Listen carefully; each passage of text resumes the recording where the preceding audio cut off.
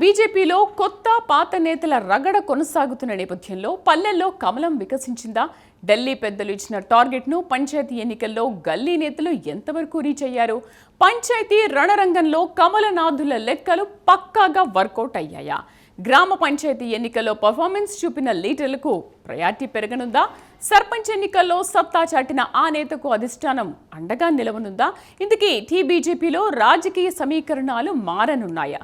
అసలు high command phone పలకరింపుతో ఆ నేతకిచ్చిన సంకేతం ఏంటి? ఎవరా నేత?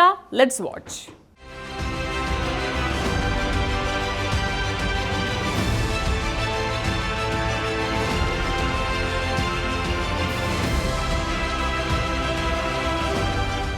తెలంగాణ రాష్ట్రంలో గతంలో ఎన్నడూ లేని విధంగా ఇటీవల జరిగిన గ్రామ పంచాయతీ ఎన్నికల్లో సత్తా చాటిందనే చెప్పాలి. 2019 గ్రామ పంచాయతీ ఎన్నికల్లో కనీసం 100 సర్పంచ్లు కూడా లేని బీజేపీ ఇటీవల జరిగిన ఎన్నికల్లో 3 విడతల్లో దాదాపు 500కు పైగా సర్పంచ్ స్థానాల్లో గెలిచారు.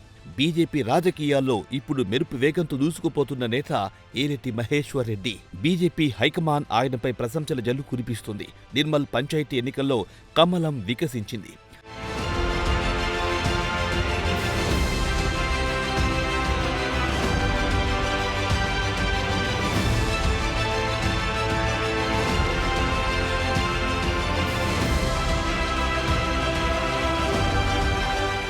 సర్పంచ్ పోరులో ఆ పార్టీ మద్దతుదారులు తిరుగులేని విజయం సాధించారు. క్షేత్రస్థాయిలో స్ట్రీట్ ఫైటర్, రాష్ట్ర స్థాయిలో స్టేట్ లీడర్. ఈ డబుల్ పవర్తోనే భారతీయ జనతా పార్టీ అధిష్టానం దృష్టిని బలంగా తన వైపు తిప్పుకున్నారు. నిర్మల్ శాసన సభ్యులు, బీజేఎల్పీ నేత మహేశ్వర్ రెడ్డి ఆయన సారథ్యంలో నిర్మల్ జిల్లాలో ఇటీవల జరిగిన సర్పంచ్ ఎన్నికల్లో ఆయన ముందుగానే చెప్పినట్లు సత్తా చాటారు. నిర్మల్లో మునుపెన్నడూ చూడని కమలం సునామీ సృష్టించింది. జిల్లాలో 120 సర్పంచ్ స్థానాలకు ఎన్నికలు జరగగా 80 మంది బీజేపీ అభ్యర్థులే విజయకేతనం ఎగరవేశారు.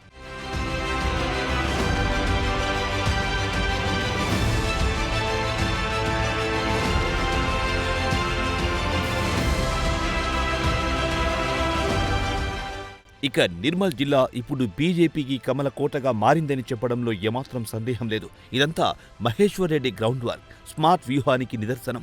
ఈ అనూహ్య ఘనతపై బీజేపీ జాతీయ అగ్రనేత బిఎల్ సంతోష్ స్వయంగా ఫోన్ చేసి అభినందించినట్టు సమాచారం. దీంతో గ్రౌండ్ లెవెల్ రియాలిటీ లీడర్గా అధిష్టానం నుంచి ఆయనకు మంచి గుర్తింపు దక్కింది. కానీ మహేశ్వర్ రెడ్డి అంటే కేవలం ఎన్నికల గెలుపు కాదు, ప్రజా సమస్యలపై ఆయన పోరాటాల గురించి చెప్పాల్సిన అవసరం ఉంది. హిల్ట్ పాలసీపై తొలి గళం విప్పారు. రాష్ట్ర ప్రభుత్వం ప్రవేశపెట్టిన హైదరాబాద్ ఇన్నోవేషన్ పాలసీలో దాగి ఉన్న కుట్రాకోణంను బట్టబయలు చేశారు. ఇది ప్రభుత్వ ధన వృధాకు పక్కా ప్లాన్ అని సమగ్రంగా విశ్లేషించి గట్టిగా ప్రభుత్వాన్ని నిలదీశారు.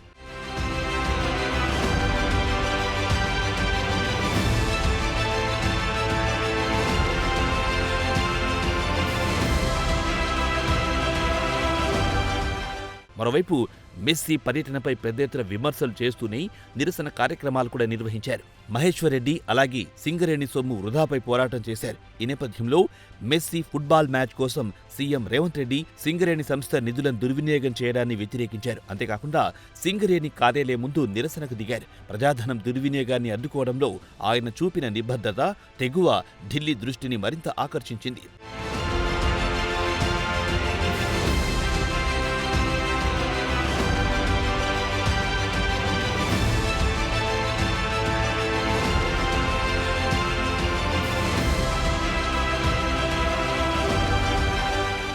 మహేశ్వర్ రెడ్డి ఇప్పుడు బీజేపీలో కీలక నేతగా పట్టు సాధించారు. నిర్మల్ గెలుపుకు తనదైన ముద్ర వేసిన ఆయనకు పార్టీలో ఇక ముఖ్య భూమిక ఖాయం. ఈ విషయంపై పొలిటికల్ సర్కిల్లో జోరుగా ప్రచారం జరుగుతుంది. త్వరలోనే ఏలేటి మహేశ్వర్ రెడ్డి ఢిల్లీకి పయనం కానున్నట్టు పార్టీ వర్గాల ద్వారా తెలుస్తోంది.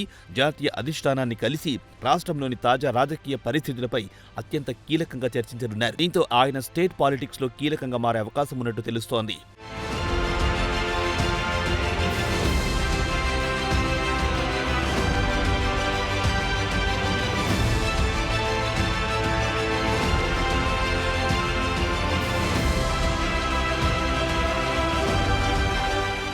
మొత్తానికి ఒకవైపు స్ట్రీట్ ఫైటర్గా ప్రజల పక్షాన గొంతెత్తుతూనే మరోవైపు స్టేట్ లీడర్గా పార్టీని విజయపథంలో నడిపిస్తున్నారు.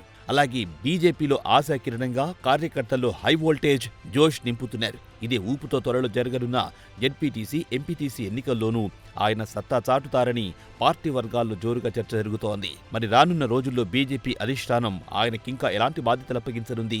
ఇక నుంచి పార్టీలో ఏలేటి మహేశ్వర్ రెడ్డి కీలక రోల్ ప్లే చేయనున్నారా? బీజేఎల్పీ నేత కృషితో కమలం మరింత వికసించనుందా? మరి రానున్న రోజుల్లో బీజేపీలో ఎలాంటి పరిణామాలు చోటు చేసుకుంటాయో వేచి చూడాలి.